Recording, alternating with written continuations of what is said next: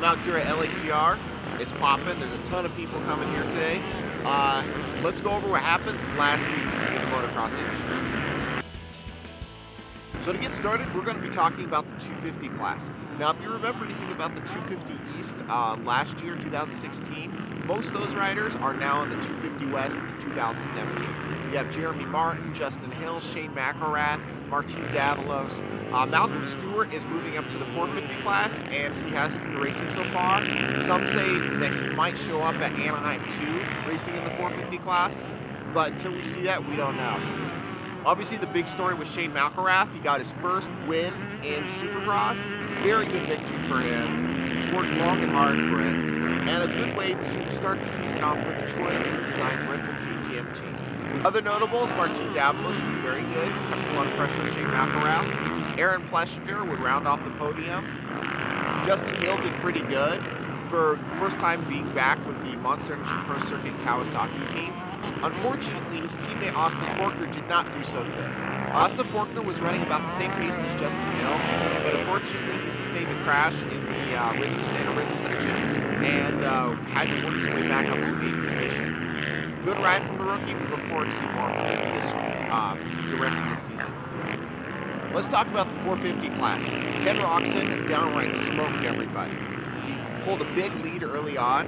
Ken Roczen is not one to take hole shots, but he's one to take the first position away in the first lap, and that's what he did. If this is a predictor of the rest of the season, it could either be very good, he could be the Ken Roczen that we saw last year in the Nationals, or he could be the Ken Roczen we saw in 2015. But unfortunately, he makes a mistake that crashes and takes him out of the season. We have a lot more to see from him, but his confidence is at an all-time high. Ryan Dungey rode conservatively in Anaheim. Ryan Dungey knows that Anaheim is a wash, and Ryan Dungey is a rider that puts together championships. He plays it safe, he gets a feel for the other riders, and then he goes out on full race mode. We saw that this weekend in San Diego. We'll get to San Diego in the next episode, though. Another rider who did very well was Eli Tomac. Now, Eli Tomac had a really good start, which is something that he didn't have last year, and he was able to hold on to a second place and looked at one point as if he was going to catch Ken Roczen.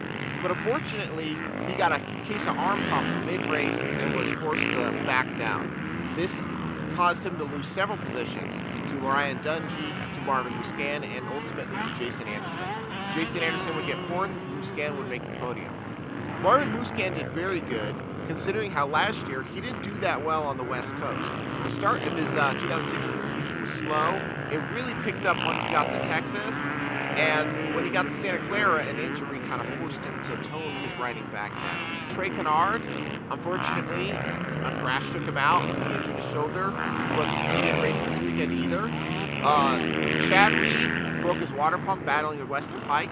Weston Pike is doing very well this year. Mike Alessi, another guy I'm bringing up. I'm bringing up Mike Alessi because he did something interesting. He cased a double and then collapsed on the track, which was kind of a freaky moment.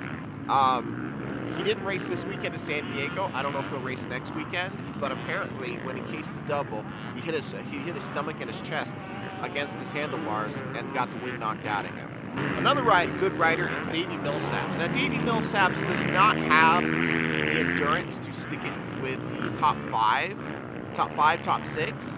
But Davey Millsaps consistently gets great starts, and he can hold on to that middle ground between the top riders and kind of the riders that could be at the top but aren't there yet.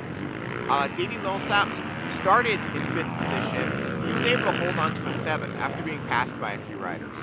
This is the first Anaheim that Jason Anderson did not make the podium in the 450 class. However, Jason Anderson still rode pretty well and pretty consistently. I look forward to seeing him improve throughout the season.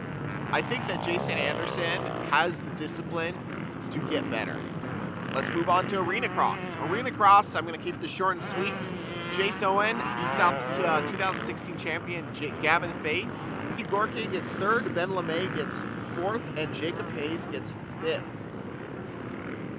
Jace Owen only got 3rd in the heat race, but he was able to win the main. Works Racing, Taylor Roberts. wins the opening round of the Work Series. Now, if you remember, Taylor Roberts won the USA their first 6-day enduro trials event last year, and he is a very good rider.